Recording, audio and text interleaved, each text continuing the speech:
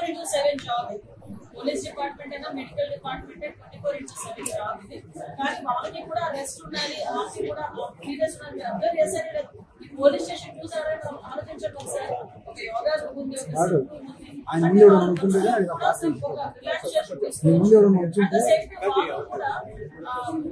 సెలవులు ఇచ్చే విషయంలో కూడా ఎక్కడ కూడా ఇబ్బంది లేకుండా చట్టాన్ని కంట్రోల్ చేయాల్సిన పోలీసు.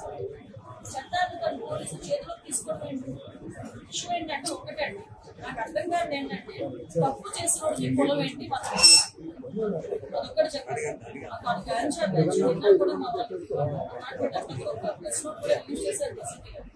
అసలు వాళ్ళ మీద ఎన్ని రౌడీ షీట్స్ ఉన్నాయి.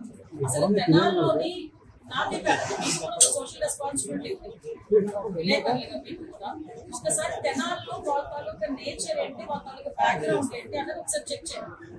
యాక్చువల్గా ఒక గంజా బ్యాచ్ పోలీస్ డిపార్ట్మెంట్ మీద చేంజ్ చేస్తున్నారు అంటే చెప్పగలిగా ఒకసారి దానికి కూడా వీళ్ళు రాజకీయాలను కూలివేసి దానికి కులాన్ని అంటగట్టి మతాన్ని అంటగడతా ఉంటే పోలీస్ డిపార్ట్మెంట్ ఎలా వర్క్ చేసుకోవాలి ఒకసారి ఆలోచించాలి. ఇదే పోలీస్ యాక్షన్ తీసుకోలేదు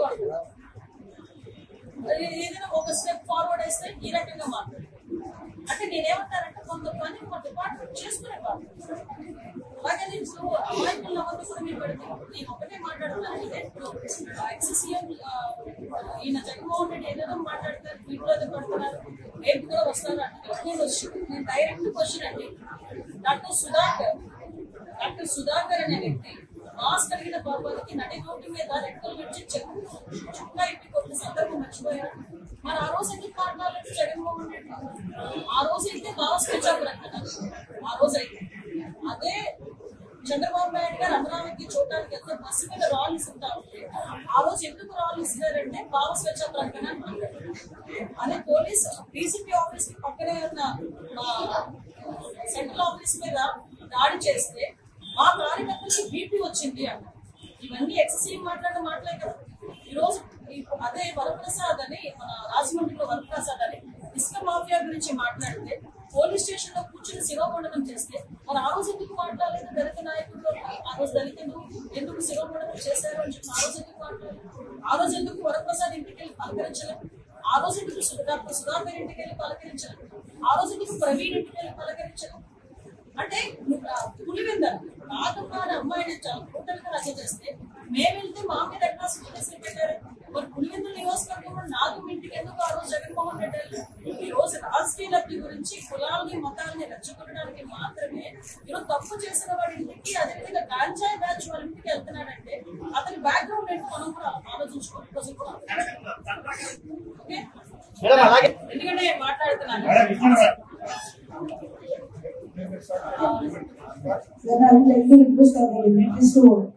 ఎందుకంటే లాస్ట్ టైం సజ్జల గారి చేతిలో లాస్ట్ హోమ్ మినిస్టర్ చేతిలో కానీ సీఎం చేతిలో కానీ పోలీస్ డిపార్ట్మెంట్ ఉండేది సజ్జల గారి చేతిలో ఆ రోజు పరదాలు కట్టుకొని మా టీడీపీ వాళ్ళందరినీ కూడా హౌస్ అరెస్ట్ చేసుకొని ఆ రోజు కానీ తప్పిన పోలీస్ డిపార్ట్మెంట్ ని ఈ సంవత్సరం కాలంగా మా డీసీపీ గారు, మా సిపిలు, మా ఎస్పీలు ఆఖరికి హోమ్ గార్డ్ వరకు కూడా ఒక్కసారి నుంచి స్థాయి వరకు కూడా అందరూ వ్యవస్థని ఈరోజు కంట్రోల్ తెచ్చుకొని చేసుకుంటారు.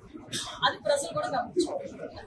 ఈ గంజాయి బజార్లో దొరుకుతుంది అంటే అది మీ తప్పు కాదా, మీ పొరపాటు కాదా? మరి ఇదే శిక్ష రోడ్డు మీద కొట్టవలసింది మిమ్మల్ని కాదా అని అడుగుతున్నాను. ఈ తప్పుకు కారణమైనటువంటి వ్యవస్థల్లో పనిచేస్తున్నటువంటి అధికారులు, రాజకీయ నాయకులు కాదా అని అడుగుతున్నాను. తల్లి హోంమంత్రి గారు కూడా వచ్చేస్తారు.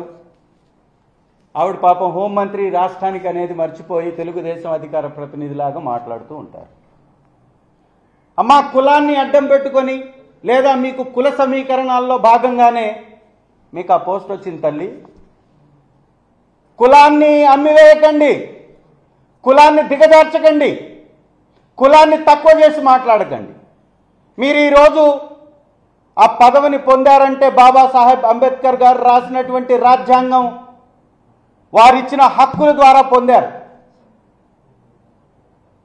మీరు ఇవాళ దళితుల్ని కొడితే ఏమాత్రం బాధ లేకుండా ఒక విద్యార్థి ఈ రాష్ట్ర భవిష్యత్తు అయినటువంటి విద్యార్థుల్ని రోడ్డు మీద పడవేసి కొడితే చింత లేకుండా కేర్లెస్గా మాట్లాడతారు, శిక్షలు వేస్తారని చెప్పేసి మాట్లాడుతున్నారు. నేను అడుగుతున్నా, తెలుగుదేశం పార్టీలో ఉన్నటువంటి అనేక మంది మీద కేసులున్నాయి, మీకున్న దమ్ము ధైర్యం వారిని కూడా ఇదే విధంగా రోడ్డు మీద తీసుకొచ్చి నడి రోడ్డు మీద కొట్టే దమ్ము ధైర్యం హోంమంత్రి గారికి ఉందా అని నేను అడుగుతున్నా. ఏం మాట్లాడుతున్నారు మీరు విచక్షణ లేకుండా?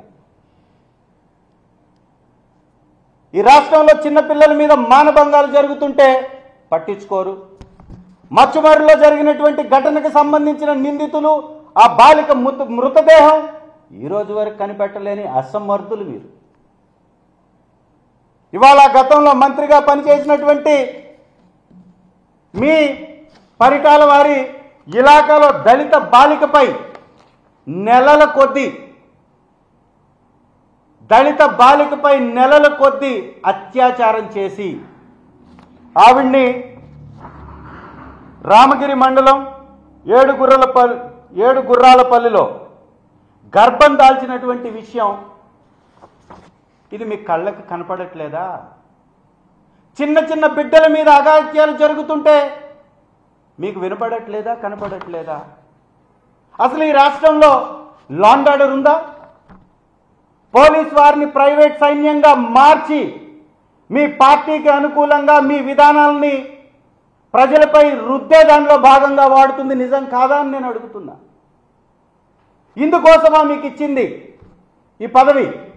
మిమ్మల్ని అడ్డం పెట్టుకొని వారిష్టం వచ్చినట్టు చేసుకుంటూ పోతుంటే మీరు సమర్థిస్తారా? కొంచెమన్నా బాధ్యతతో వ్యవహరించాలని నేను మనవి చేస్తున్నా.